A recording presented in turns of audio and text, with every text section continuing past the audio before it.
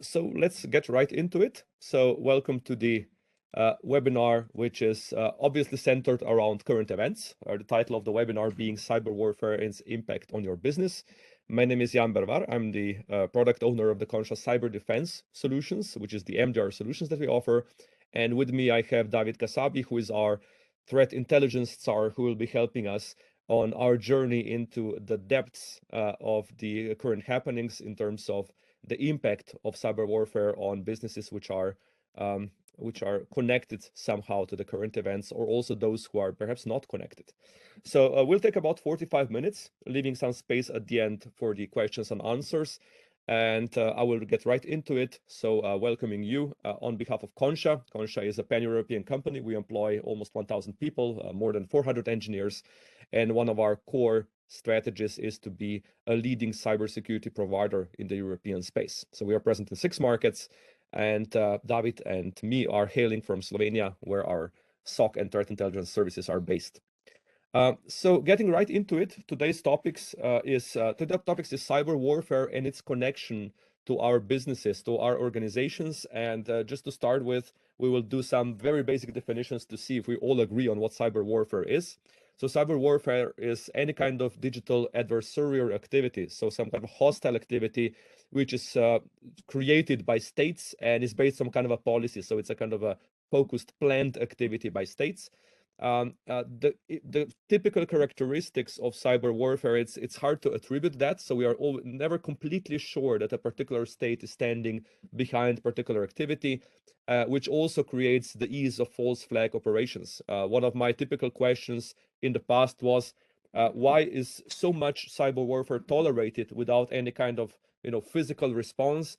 And the fact is that mostly because of all those false flag operations, it is not certain who the actor is behind a particular activity, and it's very rare that it elicits a kinetic response, to say, in the physical world. So the first time we have actually seen some kind of kinetic response to cyber warfare was in Israel, actually, when Israel was created a kinetic response to certain hacking attempts, which were done in 2019. So a late occurrence of a kinetic response to cyber warfare. So most cyber warfare is kind of responded to by cyber warfare and stays within the cybersphere or the digital world.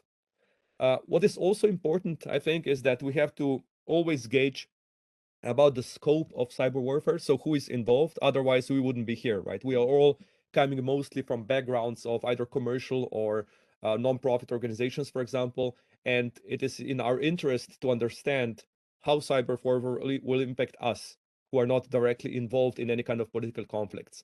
So the scope of cyber war typically involves directly involved parties, what we are currently observing in the Ukraine war.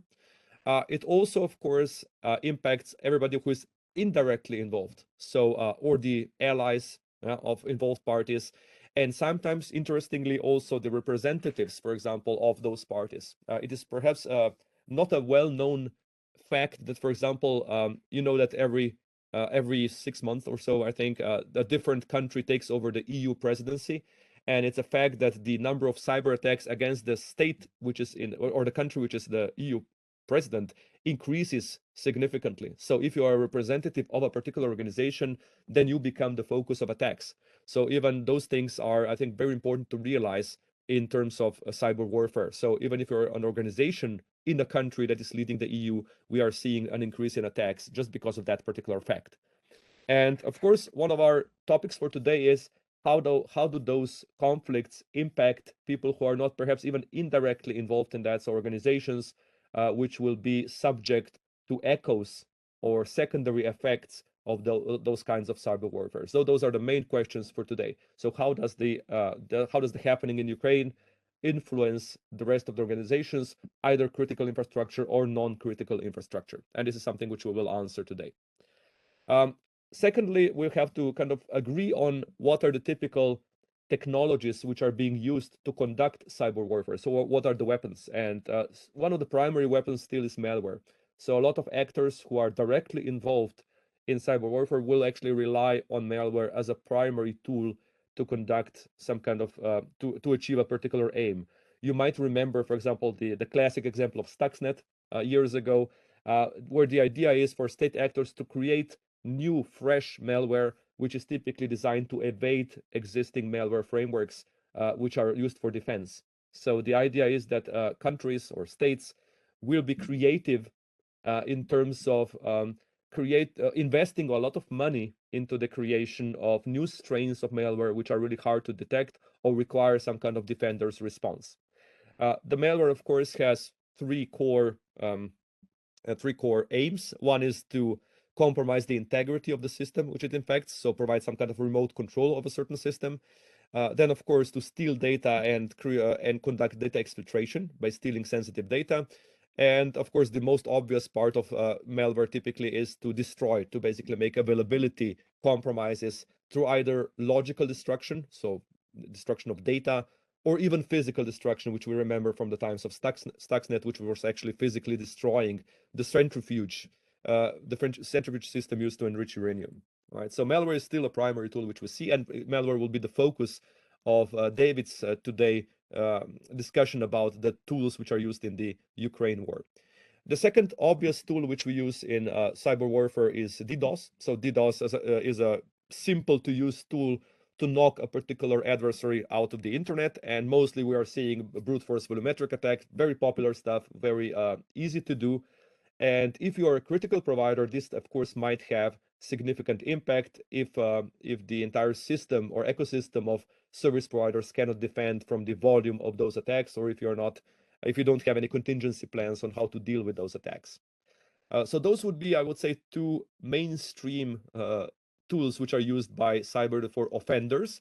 I would also mention defacement as a psychological tool. So a lot of times offenders will deface pages as a sign of supremacy. So to basically create some kind of propaganda messaging, to create some kind of attack against, I would say, well-known or trusted brands, whatever those brands might be in the attacked country. And a lot of times when something gets defaced, it's hard for the public to gauge what is the real impact of that. You know, if a bank's front page, right, gets defaced, we IT people typically know that the backend systems are fine, but the general public cannot distinguish, between the defacing of a brand's outer identity and the actual access to the sensitive data, which might not be endangered at all, right? So that would be mostly a psychological tool.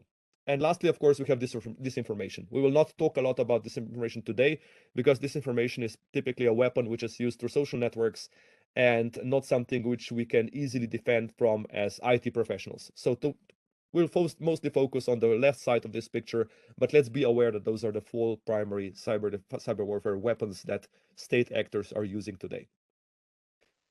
Before I hand it off to David, I want to also mention a kind of a preview use case. So remember, the happenings of today are seeing the creation of new malware, new attacks, and so on. But I want to turn the clock 7 years back and remind you there was already a significant state attack against Ukraine in 2015, which is attributed to Russia, and that was the attack against their power grid. And just to give you a little bit of details about that, so in that particular incident 7 years ago, there was a 6-hour power outage affecting about 250,000 consumers, so not a lot. But what is interesting is to see the details of how this attack was performed and what were the techniques which were used in this particular attack. So we saw the creation of a custom malware framework which was targeting specific verticals, so specific energy verticals, which was able to do damage specifically to controllers of the grid system, and that was something which was custom designed for this particular attack. So we're not seeing again your classic IT attacks where malware gets created for, let's say, Windows systems or client systems. We were seeing basically custom written firmware for controllers, power transformers, and so on. The second thing which was important was that this attack was based on 10 months of dwell time. So the attackers were present for 10 months in the system and were able to replace its vital components. And that was followed by a quick overnight execution. What was also interesting that this attack had both, I would say, digital aspects and human aspects. So after the power was turned off by the attackers, they also flooded the call center of the provider with telephone calls, making sure that users who complain against this were not able to get a representative to speak to. So it was kind of a physical world versus so two layers being attacked in the physical world. and it demonstrated expert knowledge. So those are, again, not your script kiddie attackers. Those were attackers who were extremely well acquainted with the OT technology in the Ukraine power grid. And lastly, the attack was done over the holidays, which ensured that only a skeleton crew was available to fight this attack on the defender's end. So that was kind of a preview, a teaser, so to say, of what was to happen. So a very important lesson for us to see that the state actors have obviously extreme resources behind them and can invest in the creation of the different tools which are used for a specific goal. And this is also something which David will talk about later on, about the investment capability. So before I hand it off, I think we also have three basic questions before we go off into the more technical aspects of this webinar. So our $1,000,000 questions, I think, are: is there currently a significant attack pressure on our systems who are not directly connected to the war from the actors which are present in the Ukraine war, namely Russia? So is there currently a significant attack pressure on us? So should we panic right now? The second question is, will there be a future significant pressure if you are a critical services organization or part of the critical infrastructure? And third question is, will there be a future significant attack pressure on you if you're not a critical infrastructure member? So if you are an organization which is part of the so-called, let's say, Western world. And to answer the questions, I think the first one, we can actually say that we are pretty certain that there is no current significant pressure resulting from this war, because mostly the actors are still focused on the parties which are actually warring. So currently our SOC, for example, is not seeing significant attack pressure. We do see scans, we do see attempts at low-hanging fruit collection, but we are not seeing any significant attack pressures yet. But this doesn't mean that this will not be present in the future. As Russia gets more and more cornered, it will definitely increase the pressure on the critical infrastructures in the Western world. So if you are part of the critical infrastructure, yes, definitely you will see significantly more pressure in the future. The third thing, which is perhaps not so obvious, is what David will talk about, which is the repurposing of weapons to attack the civilian sphere. So the idea that the criminal world will be adopting those weapons and attacking the parties which are perhaps not part of the critical infrastructure, because there was a lot of investment done in those tools already. So as for example, Russian ransomware gangs such as Conti become more and more connected to the government. For example, they kind of proclaimed allegiance to the Russian government. The line between government and criminal world is blurring even more, and that's why we feel that in the future we will see both aspects attacked in a significantly more pressing fashion, both the critical services and the non-critical services, as the criminal organizations will adopt the weapons created for war in order to further their goals. That said, I would like to hand off to David. David is our threat intelligence czar, so to say, and he will be guiding you through a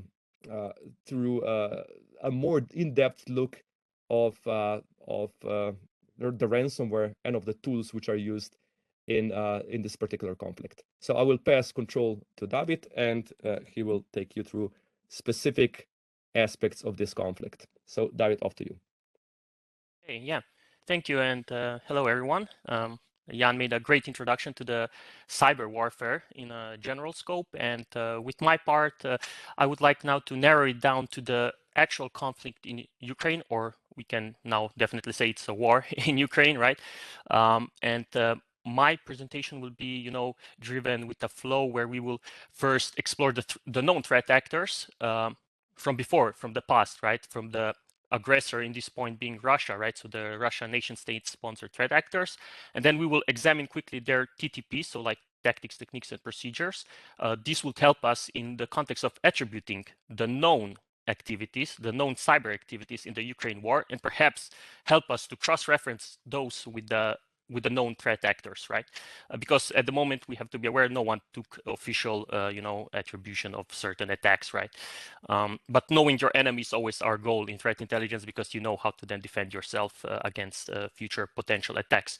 And at the end, we will kind of, examine the destructive malwares used in the war, and and we have one interesting model that we use in Conscia that I will show you later on. So without further ado, let's start with the threat actors. Let's see if this will actually work now. If I press, okay, it's great. So first column here in this slide, we see the known threat actors, which are usually, or let's say we know that they are sponsored by Russia as a state, right? So these are threat actors like Sandworm, Gamma-Redon, APT28 and APT29. By examining their activities, we will be able to kind of cross-reference their activities with the activities in the Ukraine war. But if we check the activities that we know now without mixing the current conflict into this, these are the three kind of major or very high level overview of activities that these threat actors actually perform. So they are capable of developing destructive malware. For example, APT28 and APT29 are very known for their espionage acts, like gathering intel for the Russia security services, and of course Gamma-Redon, which launched several DDoS attacks even in Ukraine now, which is very important. And Sandworm, everyone knows them by NotPetya, I guess, right? So the destructive malware, which turned to be ransomware at the end, targeting also private businesses later on. So this is kind of the high-level overview of the known Russian threat actors and their known activities on a very high level, which would potentially help us to map the current Ukrainian activities to them. On the next slide, we will see here, you actually probably don't see it exactly, but you might recognize that it's the Mitra attack framework here. Here are listed Mitra attack techniques with the tactics in the columns, right? For the given threat actors, from the given Russian threat actors that I showed you in the previous slide. So these are their typical, techniques used. It's not necessary that you see every technique, but I want to point out it's good to have this overview, because when we examine new malware, we try to find out the TTPs of that malware. And by knowing those, we can potentially cross-reference and attribute them to the threat actors that we are aware with help of such a matrix here, right? Now let's go further. And now let's see what's actually happening in Ukraine war. So the known activities that we were able to observe now, probably you heard about some already because it's always in the media, but it's always good in this context to be aware of those. So here I list some, let's say 5 categories, right? I try to group them in the 5 categories. So one of these, few of these you saw already in Jan's introduction. So destructive malware and DDoS and kind of espionage and propaganda and so on. These are kind of the general cyber warfare tactics, right, that are used, right?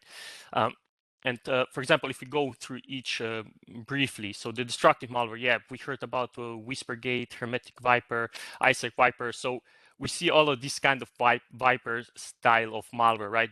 And the interesting part is that these are not, don't have necessarily a ransom component in it, but with a disclaimer for the Hermetic Viper, which we will discuss a bit later, these are all intended to erase the data, so destroy, disrupt, kind of deny the services of the victims that they target to.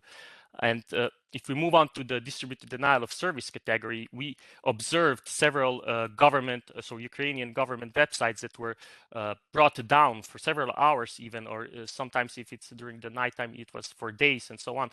So these were like Ministry of Foreign Affairs, Ministry of Internal Affairs, Ministry of Defense, all, of course, in the Ukraine.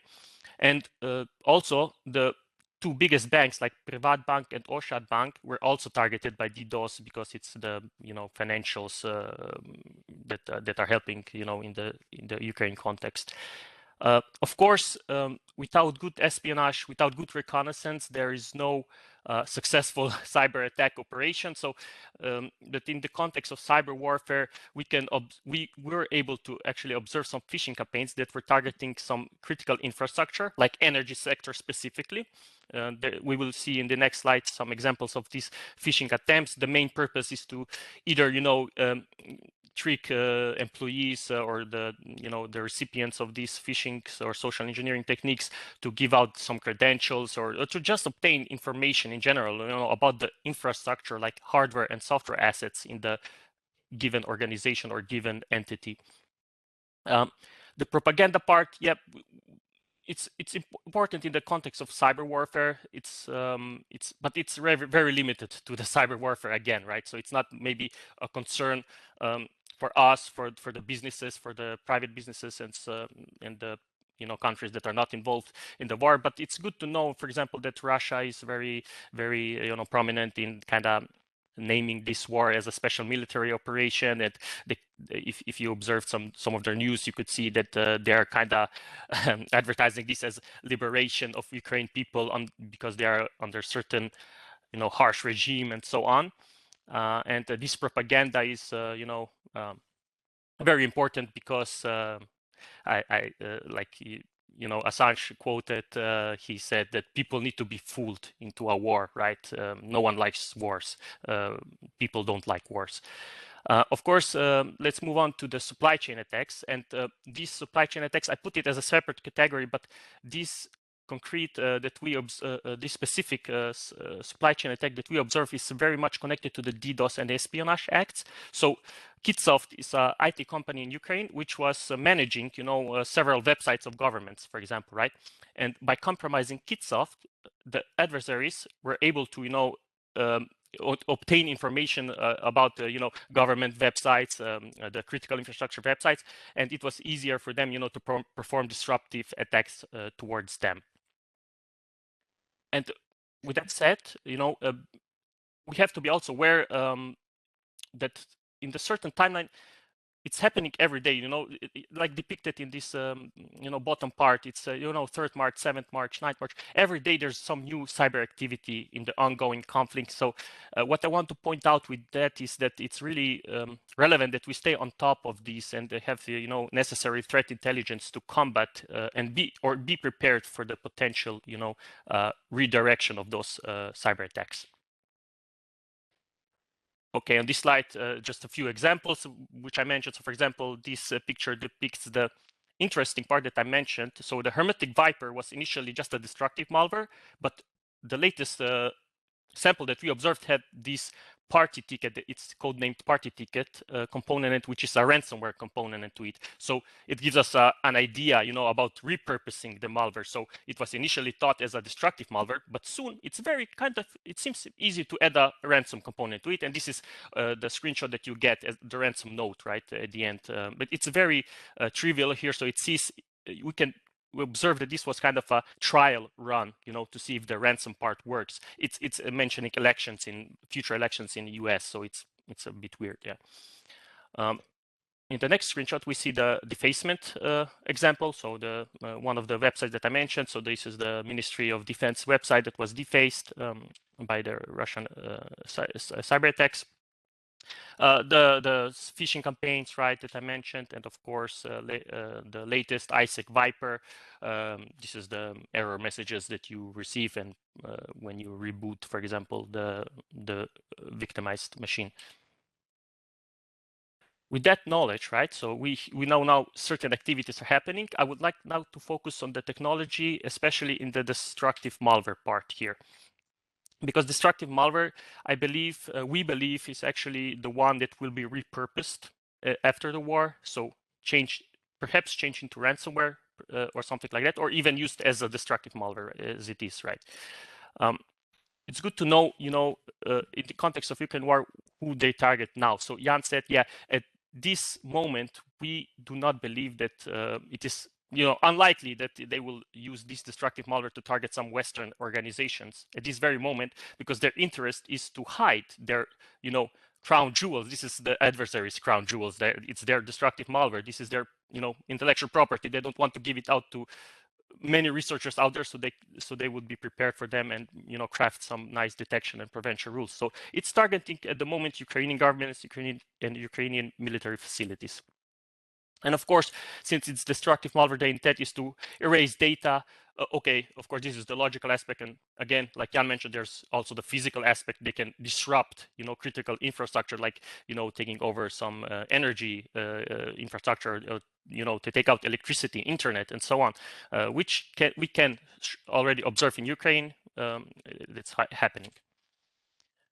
And one of the important aspects of destructive malware in context of this webinar is the behavior. And here we see very high level behavior of the destructive malware. So I wanted to abstract it really on a high level so that we see the flow. So each of the destructive malware that we analyzed has this same flow. So first they enumerate some physical and logical drives. Then they are kind of validating which operating system they run on. So based on that, maybe they terminate execution because they do not support, compromising Linux or Mac or something like that. So it's important for them. And then they have to figure out where the system directory is, because from there they want to erase that at the end. Because if you do it at the beginning, you cannot, erase all the other stuff because the OS won't work anymore. And of course, the last step is the actual, deletion of the data and encrypting them if necessary.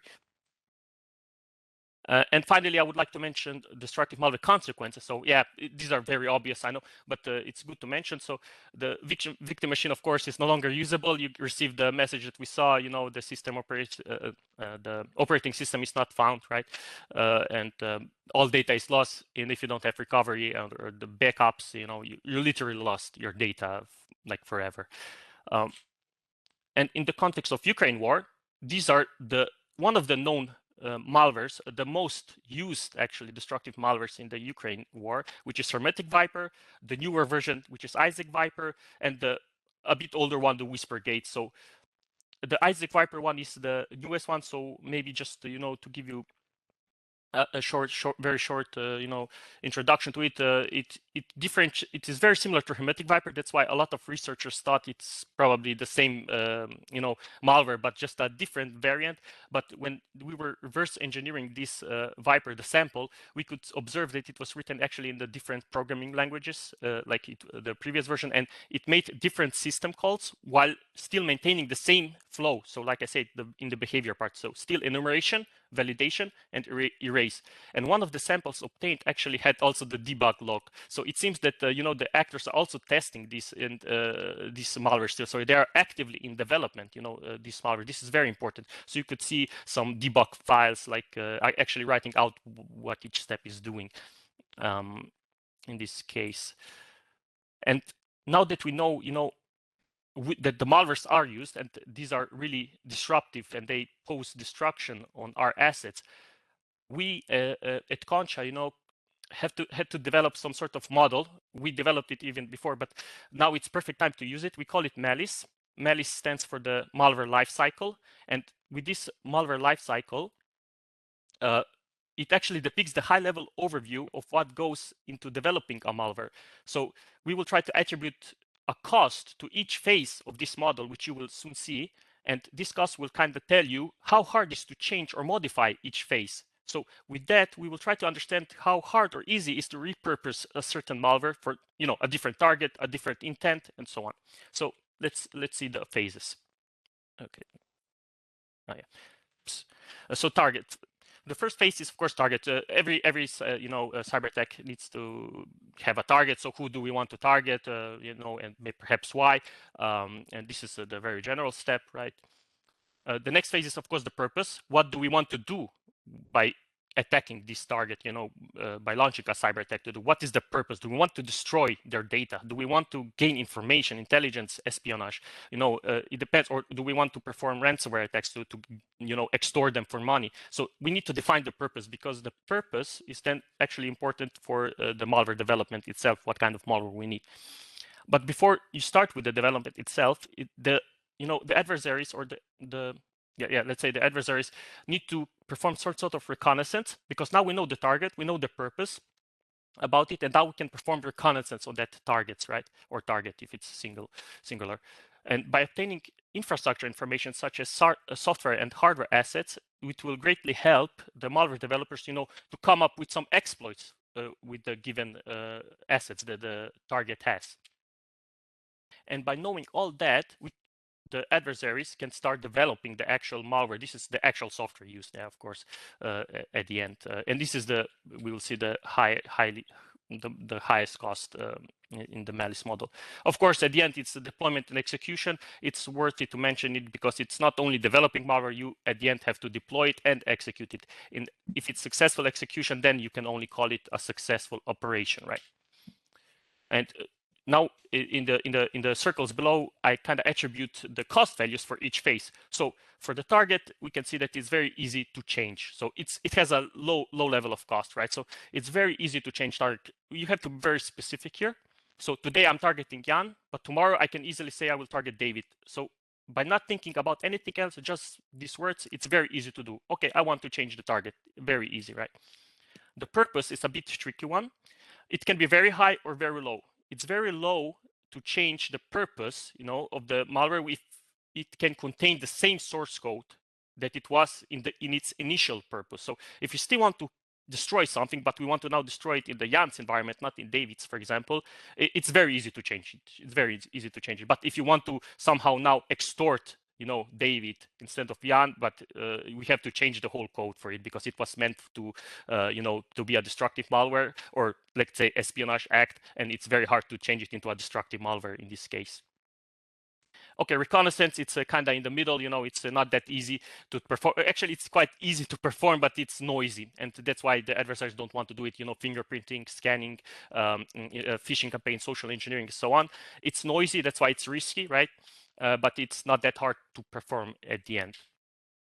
The malware development is, of course, the highest, cost attribute because it's very hard to change the source code. It's a very creative approach, and this is what adversaries do not want to do. It costs even up to millions of euros to develop, a 0-day, for example, if it's in the context of 0-day.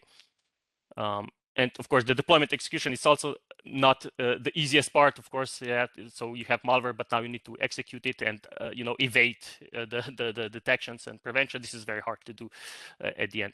So all in all, the main point of this malice model is to see that the existing destructive malware can be easily repurposed into targeting someone else, right?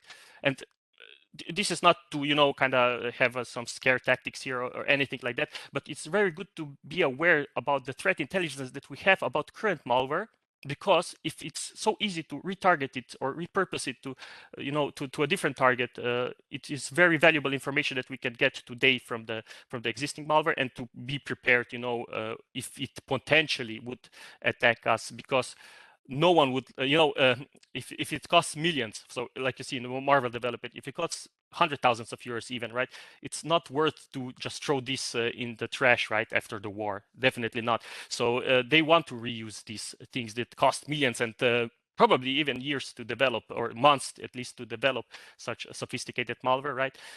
They will try to repurpose it, maybe not as nation states. They might easily sell them on dark web, markets, the malware after the war, and it can be used by anyone. And this is the whole point that I wanted to kind of present in this webinar. And I believe with that, I will give it over now back to Jan, who will also then now explain you the defensive approaches that we can do, to stay vigilant, to stay resilient against such potential cyber attacks. Thank you, David. So David has explained to us the economic model of that, right? So we always claim that today cybercrime is a business model kind of has a business model kind of approach, and we can now see that the development of malware for cyber warfare means is actually something which is quite an investment, and it should be repurposed. Especially because we know that the lines between cybercrime and government are blurring in Russia. So this is I think the concerning model which we see, and that's why we will see also the tools which are used in the conflict, used against organizations which are related to the conflict indirectly, and also commercial or non-commercial organizations which are targets of cybercrime, who will be able to obtain those tools which were largely invested in. So let's discuss a little bit about the defenses which we need to ramp up for this. So a lot of times, if you look today on the internet about the guidelines on what you should do because of the Ukraine war, you will find typically articles saying like, you have to redo all of your security stuff, right? So you have to look at the authentications, you have to train users and so on. I think this is a bit counterproductive because nobody has the time to really do everything, right, from ground zero.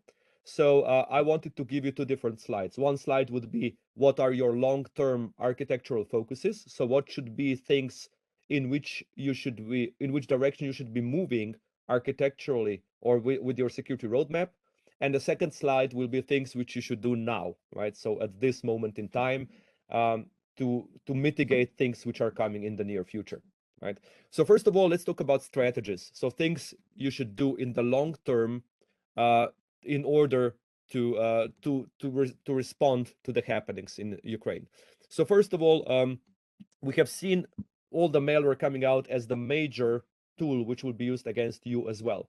And if we want to address malware or any kind of code which is acting outside of normal boundaries, we need to typically move into the least privilege kind of zero-day attack, zero-day defenses. So it means that I typically say this like all the time, but we should be moving away from all the blacklisting approaches and going towards the least privilege whitelisting approaches. I think this is a good time to reaffirm our trust and our belief that this is the correct direction. So every single time you are designing controls in your environment, you should be probably moving into the least privilege approach, and you should be moving into more and more of zero-day controls. So getting away from, I would say, raw threat intelligence and IOC and blacklist-based approaches into the approaches which are guaranteed to a certain degree to stop attacks which are unknown at that point in time. So making sure that our defenses are not based on a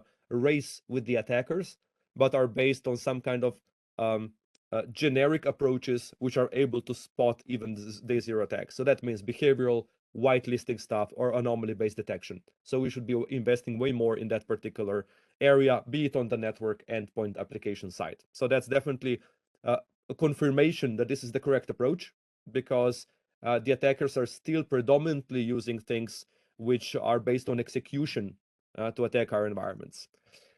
Secondly, we need to, again, as a community, we need to assume, we need to embrace the assume breach philosophy. So we will be breached, right? It's just a matter of how good of a fire brigade we are. So definitely you should create within your organization an understanding that you need internal incident response capability. It can be very rudimentary. It can be done with the help of external parties, but this should be in the mindset of management. It should be in the mindset of IT that we will be breached, right? So we should never, ever have the idea that this is an event which is improbable. And thirdly, as David perhaps demonstrated, is that events are unfolding very fast. We sometimes cannot rely on the vendors themselves to provide us with all the protections. Or sometimes the vendors will do the low-hanging fruit, and they will deploy preventions which are really basic, such as, for example, again, blacklists, IOCs, and stuff like that. So we need to be aware with threat intelligence about what's going on and seeing if our defenses are adequate for the current developments. So this is, I think, extremely important. We shouldn't treat threat intelligence as a raw machine-readable stream. We should treat threat intelligence as human-readable, actionable intel, which we professionals consume and compare our defenses against. So I think this is a very important moment. We need to keep on learning to see if our defenses are appropriate for the given situation. And the more we will move into the left side of this slide, the more we will move into zero-day prevention, zero trust approaches, the less this will be an issue. Because every single time we will receive a threat intelligence update, we will say, I'm okay, because I have done the correct architectural decisions. So if you are not so much into zero trust, not so much into zero-day prevention right now, if most of your defenses are relying on, I would say, blacklisting, IOCs, and so on, it is even more important for you to be really current about the events which are unfolding, because you need to keep on running, right? So to say, if you have not yet invested in the controls which allow you to take a breath, because you will be protected against 0 days.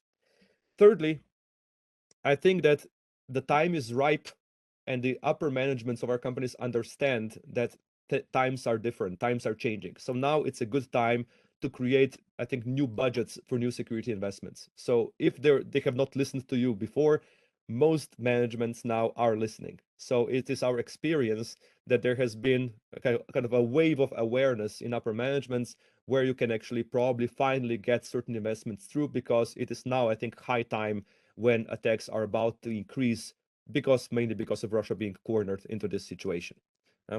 And lastly, this is a very contentious issue. So there are certain companies which might be influenced by the Russian government. So again, consider migrating away from high-risk vendors and partners. And also be aware that certain companies which used to be Russian-based are no longer Russian-based. So definitely investigate each company to see what is the real level of risk of your partner or of your vendor before making any hasty decisions. So again, having a Russian name doesn't mean this is still a Russian company. So be aware of those kind of things. But definitely, I do expect that the Russian government will be able to infiltrate local companies in order to exploit their presence for supply chain attacks, of course. Right. So those would be the 6 general areas of focus I think we should use based on the current situation. But the big question is what you should do now. By now, I mean in the following months. So I would use the classic prevent, detect, respond, and repair kind of chain, and list the things which you should do in this particular operational chain of your controls. So definitely in the prevent phase, if there will be some attacks, they will be typically based against your exposed assets first, right? So they will attack your exposed assets. And I think like we repeat this all the time, but I think now is really the time to do multi-factor authentication and really the time to do reliable, fast patching for your exposed assets, right? So this is something for which you have no excuse anymore not to do very quickly, right? We are still seeing organizations which rely on security to obscurity with exposed services, hoping nobody will find that login window. So this is no longer true, right? That this can be ignored. So definitely focus your efforts into making sure that the exposed part of your IT systems and of course OT systems are properly authenticated and properly patched. Remember that your users, so people behind computers who serve the internet, are also the exposed assets, right? They might not be, the firewall might not allow incoming connections to them, but they are just one click away from getting compromised. So users who continuously visit potentially compromised content on the internet, I would say they are your outside layer as well of your company. And when they're compromised, I think the attacker is more or less very close to your crown jewels. And what you could also do, threat intelligence vendors such as us or our services or services in the market, they also provide you with IOCs. So IOCs, which are IP addresses, hashes, and so on related to the current Ukraine war. And you can consider taking those IOCs and embedding them into your preventive measures if your vendor has not already done so. So you can, for example, take the IPs and embed them in your firewalls to, for example, prevent all the scans from known actors in this conflict. So those are the 2 things which I think the most important parts from the preventive aspect.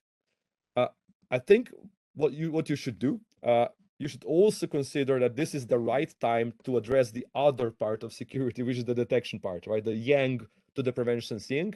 So if you currently feel that you are missing certain preventive controls, this is, I think, high time to use managed detection and response. The idea behind managed detection and response is to act as a kind of an umbrella to making sure that everything which leaks through your preventive defenses will be eventually caught by the MDR service. So managed detection and response, I think this is the time to actually engage yourself into, I would say, significantly creating your defensive capabilities or upgrading capabilities with the umbrella of detection and response. For those of you who have OT environments, typically you are critical infrastructure, or even if you're not, the attacks have demonstrated that state actors very much like to go for OT environments because OT environments have direct impact to the physical world and can be used as both propaganda devices, right? Attacks like this, and as well for disruption of normal life in attacked countries. So if you are running an OT environment and if your OT environment is currently not watched by any kind of security mechanism or doesn't have any kind of specific prevention, this is definitely the time to focus on that. So I think those will be the prime target in the following years. And I think there is no excuse for relying on the isolation of OT environments because we know that this isolation is crumbling, right? So today we have a lot of technologies which are non-intrusive, for example, like passive network monitoring of OT environments. And I think, again, there is no excuse for not investing in that particular part because this will be one of the main focuses of the attackers. In addition, what you can do today, you can, of course, take the IOCs provided by the vendors and put it in your detection capabilities. So you can have your CM or your EDR system notifying you when those IOCs appear, if you cannot prevent them outright.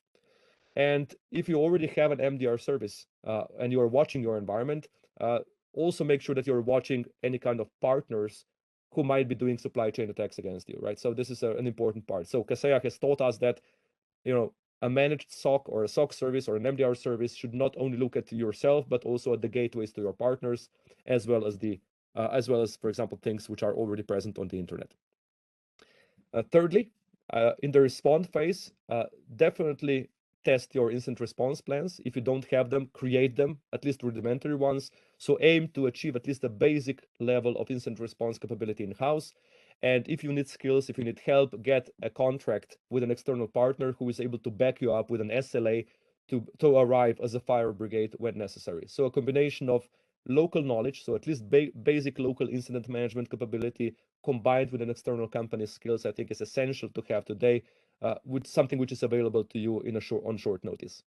And if you are concerned about DDoS, so as you know, there are some kind of traditional DDoS responses, such as scrubbing of traffic, relying on your upstream ISP to provide DDoS response. Be aware that sometimes this response is not effective. Sometimes this response cannot be done properly. So consider some creative DDoS responses. If you are concerned about DDoS, there are things which you can do which allow you to still have connectivity even in the face of a DDoS attack. For example, you can have secret backdoor links. You can restrict connectivity to your systems to a particular user population, like the local country and stuff like that. So you can play with BGP, you can play with routing to make sure that the attacker doesn't have a clear target, or that you become unreachable to the attacker based on manipulating your reachability, for example. So it's good to have some kind of resiliency plans, even if the attack cannot be stopped by your upstream ISPs. They definitely beat the fact they beat the option of disconnecting from the internet, I think, because otherwise the attacker has won. And the most classic, I think, advice at the end. So make sure that your backups are truly, truly resilient. So it means that they cannot be influenced by the attacker in your IT environment. So they are either offline or extremely well protected against change via some kind of write-only storage or immutable storage. So this is also, again, I think a very important part if your business depends on fast recovery. So again, this is a collection of things which are, I think, very focused and should be done now if possible, especially with the fact that we now do have the ear of the upper management because of the current situation. So hopefully this webinar was of good use to you. And if you need additional help or if you need consultation about this, in each country that we operate in, we have security ambassadors who are experts who are able to listen to your issues and create a solution which would be perfect for your particular environment. So definitely make a screenshot of this, connect to our security ambassadors. If you want to talk more about this, involve us, involve me, involve David and our threat intelligence team in order to help you with the specifics. I would like to open up the discussion now based on your questions. So please use the questions and answers panel if you want to ask about a particular technical aspect of malware, about a particular aspect of the guidelines which we're providing, and so on. So there's a question which is about the Federal Office for Information Security in Germany warns against Kaspersky's products. Yes, this is one of the things which I mentioned. So, for example, Kaspersky, based on my knowledge, is working out of Switzerland now, and I'm not sure if there is any significant leverage that the Russian government has over them. So my personal opinion would be that, again, they are probably okay to work with, but I would definitely look into other companies generically when you do risk assessment of your vendors to see how much leverage or in what way they could be influenced by the Russian government. There is another question. Could you recommend some sources to keep up to date with current threats? Definitely. You could subscribe to Conscia's threat feed, which David is curating. So you can contact us, and we can actually give you the information on how to subscribe to our own freemium threat feed. Otherwise, we ourselves use a bunch of OSINT and paid intelligence sources to bring all the knowledge together. So if you want to know more, I think David will be glad to answer this in more detail offline. So so definitely contact us for complex questions like that. We don't have a single place, right, of reference that we will direct you to, because one of the kind of truisms of threat intelligence is that there is no a single party who knows everything. You need to really curate information from tens of different parties to arrive at a broader picture of what's going on. Okay, any additional questions? There's a question, is there any other written info on this? Yes, David has published a great white paper / blog post, which you can find on Conscia's website, which details the information about the malware used. So if you want to know more technically, David has a article up there on Conscia's site, which you can go to. And I think there will be a follow-up email to this webinar in which you will receive, well, let's put the link in there so you can actually get more technical knowledge about this. Okay, there are some additional questions. Let me read them.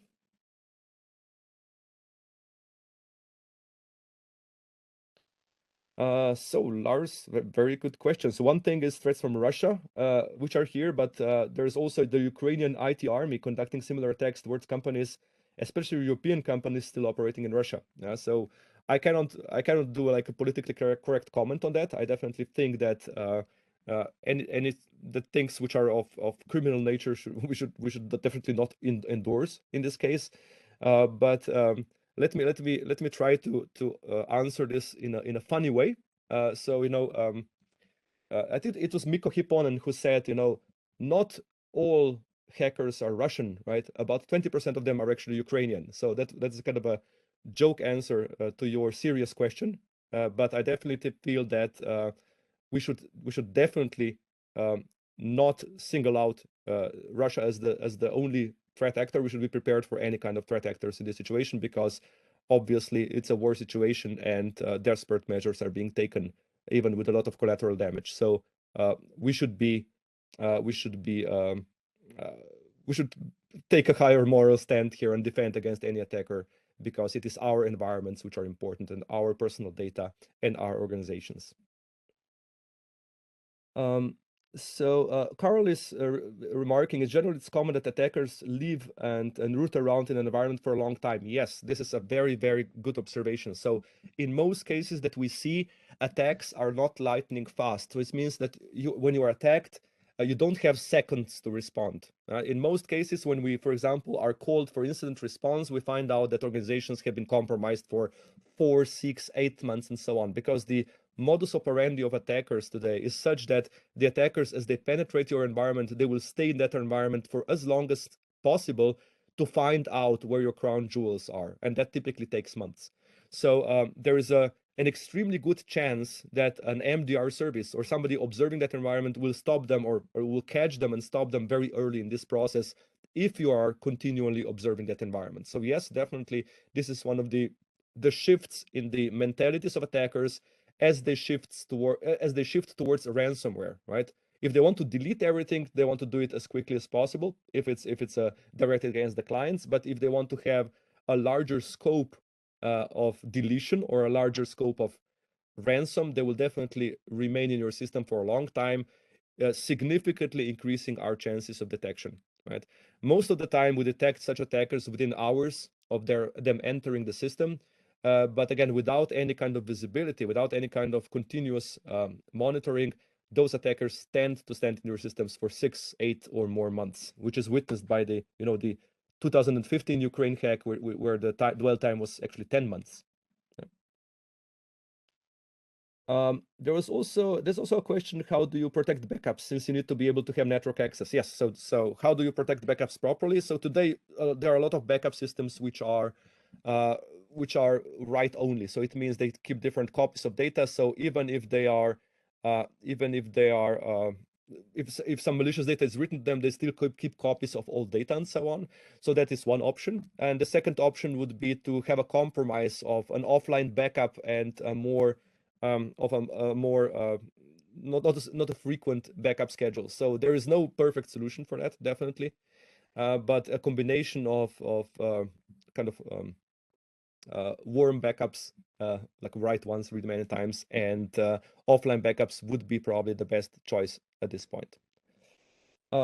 I'm just looking if there are any additional questions. So any kind of, if this does not satisfy you because it's a complex question, definitely reach out to us and we can discuss together the complexity of how to design a ransomware resistant backup. Because the moment that the backup system is connected to the network, it needs to be really hardened and really patched, right? Because you don't want to, first of all, backups have two issues, right? First of all, bad data can be written to the backup. Secondly, the backup system itself can be compromised. And those are all the issues which we have to mitigate when we are designing a ransomware or an incident-resistant backup. Another question, should we fear the fact that some people who are working in IT in Russia remotely are now unable to get paid? And they will find new ways of getting paid? Definitely. There is definitely the fear of recruitment, right? But there's also, I think, the good part that many of those people will actually come to us and be part of our defenses, right? So this is, I think, also really good, a really good thing. So a lot of people who are against this war are really good engineers, and we should welcome their part in our defenses as well, right? After security vetting them, of course. Right? Okay, lots of questions, but we are out of time. So thank you very much for the questions. Thank you for your interactivity. It was excellent.